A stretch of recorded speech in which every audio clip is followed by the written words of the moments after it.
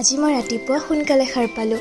ভাবিলোঁ কলেজৰ কাৰণে টিফিন আজি নিজে ৰেডি কৰি লৈ যাওঁ। ফ্ৰিজত মই পনীৰ দেখিছিলোঁ, গতিকে বলক বাটাৰ পনীৰ বনাই লৈ যাওঁ। যদি বস্তু যোগাৰ থাকে বাটাৰ পনীৰ বনাওঁতে বেছি টাইম নালাগে, গতিকে মই প্ৰথমতে গোটেই বস্তুখিনি যোগাৰ কৰি ল'লোঁ। বাটাৰ পনীৰ বনাম যিহেতু মই বাটাৰে ইউজ কৰিছোঁ।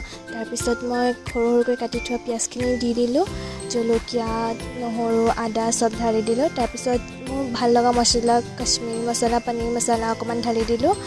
আকৌ বিলাহী অকণমান দি সিজিবলৈ দিলোঁ। ইফালে মই পনীৰটো ফ্ৰাই কৰি ল'লোঁ। তাৰপিছত এয়া কাজু পেষ্ট দিলোঁ। কাজু পেষ্ট কৰিবৰ কাৰণে মিক্সচাৰ নাছিলে, চ' মই হাতেদিয়ে এনেই খুন্দি দিছিলোঁ। তাৰপিছত অকণমান ক্ৰীম ঢালি দিলোঁ মই, আৰু তাৰপিছত পানী দি মই এইখিনি ঢাকি দিলোঁ। অকণমান পিছত ধনিয়া দি মই নমাই দিলোঁ, আৰু ইমান টেষ্টি হৈছিলে খাবলৈ।